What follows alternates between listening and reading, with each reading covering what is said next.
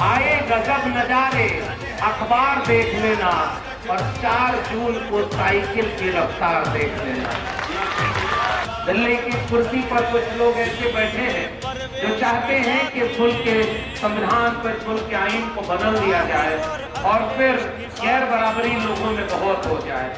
मैं उम्मीद करता हूं कि 4 जून को जब फैसला आएगा तो इंडिया गठबंधन की जब सरकार बनेगी तो उसके बाद जो भी लोग हाथ से श्रम करते हैं, मेहनत करते हैं, उनके हक में फैसला होगा दिल्ली की कुर्सी पर और फिर से समाजवाद का परचम बुलंद होगा। अधूरे ख्वाब अभी पड़े हुए हैं और मुल्क के सियासतदान चाहते हैं कि मजहब के नाम पर लोगों को बांट दें। मछली और मटन से शुरू हुए थे, मंगलसूत्र तक पहुंचे और आखिरी चरण तक आते आते जिल्ले इलाही अब मुजरे तक आ गए हैं। इसका मतलब अब उनकी हार सामने दिख रही है कि सामाजिक न्याय और समाजवाद की बात होगी तो 1 जून और भाजपा शून्य होगी पूर्वांचल में।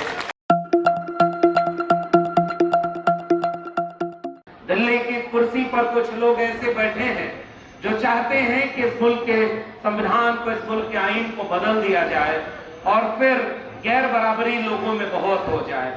हम सबके बीच में अमन और मोहब्बत का पैगाम लेकर, समाजवाद का बुलंद परचम लेकर और सामाजिक न्याय की उम्मीद लेकर आए हुए हम सबके बड़े भाई आदरणीय धर्मेंद्र यादव जी और मंच पर बैठे हुए सभी सम्मानित नेताओं को, वलीदपुर की पूरी आवाम को मेरा क्रांतिकारी इस्तकबाल है। जय भीम, जय समाजवाद और इंकलाब जिंदाबाद है।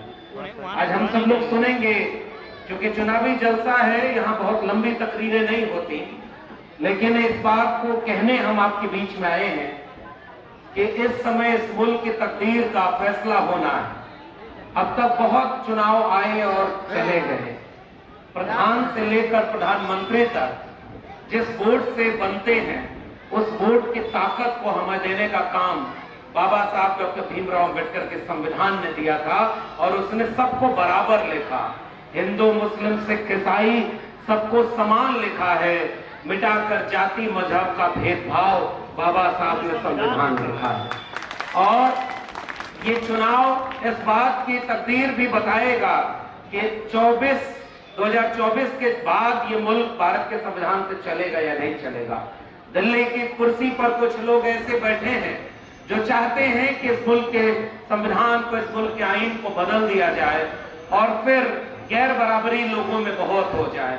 इसलिए जब इस बार 1 जून को वोट डालने जाइएगा तो अपने तमाम यहाँ के जो सवालात हैं, यहाँ की जो मुश्किलें हैं इस मोहल्ले की, वो हमारे पहले के साथी ने कह दी, लेकिन मैं यहाँ के मसले पर एक बात याद करूं। समाजवाद की विरासत में आदरणीय नेताजी, समाजवाद का एक वैचारिक बुलंद करने वाले आदरणीय नेताजी की जब सरकार थी तो उन्होंने बुनकर भाइयों के लिए जो रेट था बिजली का वो घटा दिया था और कार्ड से फिक्स कर दिया था, चुंगी हटा दी थी। मैं उम्मीद करता हूं कि 4 जून को जब फैसला आएगा तो इंडिया गठबंधन की जब सरकार बनेगी तो उसके बाद जो भी लोग हाथ से श्रम करते हैं, मेहनत करते हैं, उनके हक में फैसला होगा दिल्ली की कुर्सी पर और फिर से समाजवाद का परचम बुलंद होगा।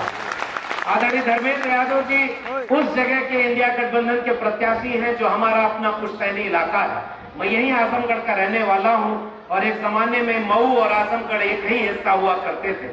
उस समय हमने नारा दिया कि आजमगढ़ में 25 मई को वोटिंग हुई तो हमने ये नारा दिया कि 25 मई भाजपा गई। ये सही है कि नहीं सही? अब आपके यहाँ वोट होने वाला है 1 जून को। आदरणीय धर्मेंद्र जी के सामने, जो कि जब ये सदन में बोलते रहे, एक किसान मजदूर की आवाज का दर्द क्या होता है, गरीब कमजोर के पीड़ा क्या होती है, इसको सदन में उठाने वाले लोग जब आपके बीच से चुन के जाते हैं तो फक्र होता है कि हाँ, हम ऐसे नेताओं के साथ खड़े हैं। वरना याद करिए आपके मऊ के नेता जिनको भी मौका मिला होगा सदन में उनकी आवाज बुलंद नहीं हुई होगी। ये धरती कांग्रेस छात्रवृंदे राय की है, ये धरती कल्पनाथ राय की है। अधूरे ख्वाब अभी पड़े हुए हैं और मुल्क के सियासतदान चाहते हैं कि मजहब के नाम पर लोगों को बांट दें। मछली और मटन से शुरू हुए थे, मंगलसूत्र तक पहुंचे और आखिरी चरण तक आते आते जिले इलाही अब मुजरे तक आ गए हैं। इसका मतलब अब उनकी हार सामने दिख रही है।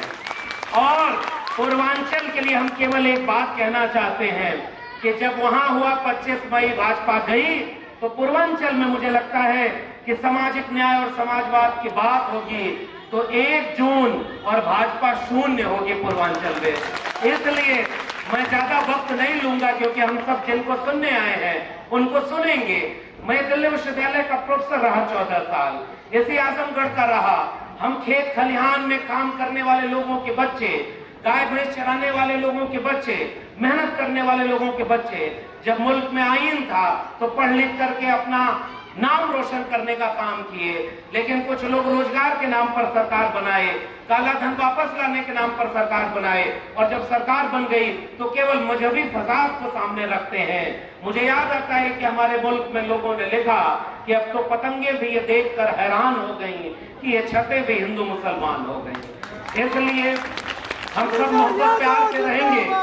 और एक बात बस कहना चाहूंगा कि अब वक्त आ गया है इस बात के इम्तिहान का कि हम सब में कोई भी अगर मतभेद हो तो उन सबको भुलाकर एक बार इंडिया गठबंधन और समाजवादी पार्टी के लोगों का जो उसूल और सिद्धांत है वो आएंगे तो भैंस चुराने की बात करेंगे, इंडिया गठबंधन के नेता आएंगे तो रोजगार की बात करेंगे, शिक्षा की बात करेंगे, और आपके बिजली के रेट के कम करने की बात करेंगे, सड़क और पानी की बात करेंगे। लेकिन जो जुल्म सितम बढ़ेगा, अगर हमारा एक वैक्सीन गलत लग गई तो जान को खतरा हो गया। याद रखना मेरे अपनी मिट्टी के लोगों, एक वोट गलत हो गया तो संविधान को खतरा हो जाएगा। इसलिए आए गजब नजारे अखबार देख लेना, आए गजब नजारे अखबार देख लेना, और 4 जून को साइकिल की रफ्तार देख लेना। हम आपको यकीन दिलाने आए हैं, हम लोग कलम बचाने आए हैं, हम इस मुल्क की साझा विरासत बचाने आए हैं। वीर अब्दुल हमीद से लेकर के भगत सिंह की शहादत से बना मुल्क, ये प्यारा भारत हमारा बरकरार रहे, बाबा साहब का संविधान रहे। और 1 जून को साइकिल पर मुहर लगाइएगा, आपके बच्चों के भविष्य बचेंगे, इस मुल्क की तकदीर बचेगी। और इतनी मजबूती दीजिएगा कि 4 जून को जब फैसला आए तो दिल्ली की कुर्सी पर कौन गद्दी नशी होगा, इसमें सबसे अहम भूमिका समाजवाद के परचम हमारे अखिलेश यादव जी की हो। इसलिए आपकी ताकत वहां तक पहुंचेगी। मैं ज्यादा वक्त न लेकर के अपील करूंगा कि सारे मतभेद भुलाकर साइकिल पर इस बार इतनी वोट डालिएगा कि 4 जून को करंट उन लोगों को लगे जो बेरोजगारी फैला गए, उनको 4 जून को बेरोजगार कर दीजिएगा। बहुत बहुत शुक्रिया।